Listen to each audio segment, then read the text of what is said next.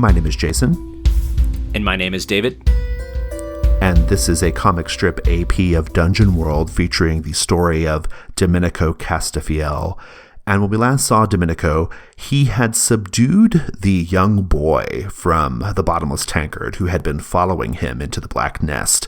And he subdued the boy with magic and has the boy laid out on Mog's sort of workspace. And he has a sneaking suspicion about what's going on with the boy, right? Off camera, or at least for, out of character, we know it's the little maggot creature that has tormented Domenico in the past. It is lodged in the throat presently of the little boy and tried to hex Mog. But you put a sack over the boy's face. And now I guess we just need to have a conversation. Domenico, what are we going to do here? What's the plan? Yeah, so we needed a couple things to pull off that ritual to try and save Lady Francesa. And I think that we might have both things right here. We've got ourselves a necromancer with Mog. We've got ourselves something that can go inside of bodies and is kind of something that's probably powerful enough to seek out Black Lotus powder and eliminate it. Yeah. To remind listeners, the ritual that Domenico has landed on, something has to go inside Lady Francesa's body and sort of eat or extract the Black Lotus poison that is in her. Yeah, I gagged the boy when that miasma was coming out so that would stop happening. And I had just turned to Mog and was getting ready to try and explain the situation. We can summarize it. Like, what do you tell her? Right, so I would just probably relate what I think the creature is as that small maggot godling demon thing. And at some point, we're going to have to make an introduction and try and get it on board with us. Oh, you're going to try to convince it. Well, I don't know how else I'm going to try and get it to move some Black Lotus poisoning out of Lady Francesa. Well, so what's your plan? I mean, how do you think you're going to go about this? Well, unless Mog has an idea on how to parse with demons, I will probably have to remove this gag and have a conversation face to face, as it were. You remove the cloth, and the boy is still laying there, kind of ashen-faced, with his mouth agape and his little neck slightly swollen with what must be the body of this little maggot creature. What do you do? So I start to take the gag out, and I'm like talking to the little godling because he can hear me if he's just that close to the surface. I'm like, we need to make a deal. We need to talk about a few things. I'm not here to be your enemy. This is just how things are playing out. I don't know why you keep following me, but I'm going to remove this gag as long as you're not going to try any more spells. Maybe. And I look at Mog, I'm like, give me a wiggle if you're on board for that. Divide age or charisma. 12. You see this sort of lump in the boy's throat begin to move left and right, kind of stretching the skin, even causing little breaks in the skin, right? Because that's not what necks are supposed to do, right?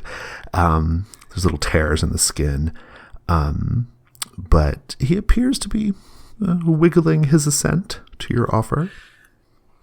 Yeah, I look back at Mog okay, we might have something here. And I remove the gag, but try and be ready for anything. Nothing happens. You going to come out?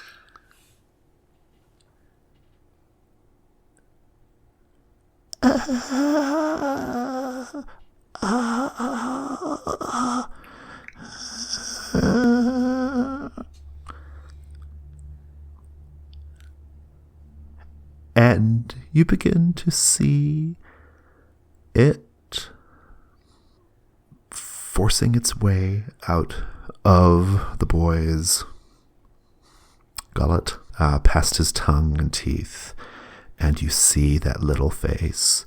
It's staring at you. Its eyes are kind of black, like little glittering black gems. And its face so tiny, it's perfectly formed, like it has a little nose and little nostrils and little teeth of its own and cheekbones and ears on this fist-sized maggot body, right?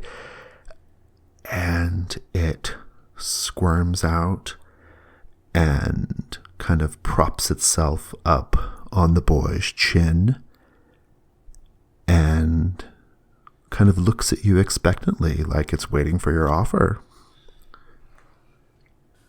Now then, can we be civil and perhaps have introductions? Are you capable of speech? And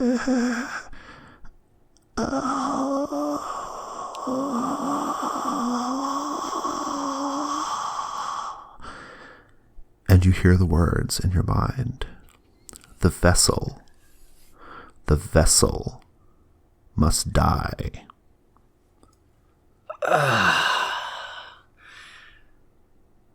Did you hear that, Mog? And Mog is standing there.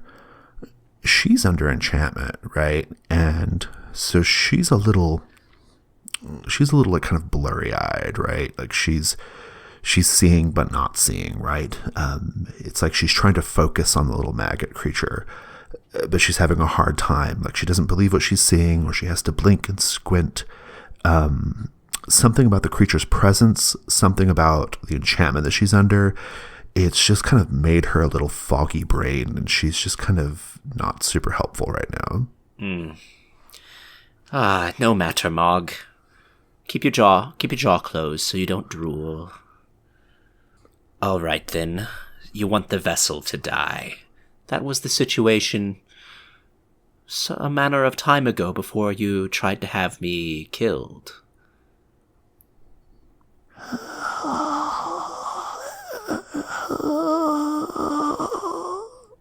And you hear it again. I will help you, but the vessel must die. A life for a life, then, if that is what it must be. You will save my ladies, and make no mistake, she will be saved before anything happens to the vessel. And once that is accomplished, we can take care of the vessel. Roll parlay. 7.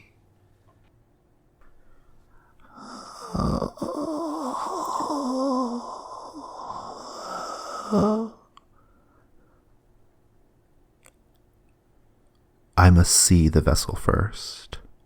I must be assured that my brothers and sisters have not yet entered this world.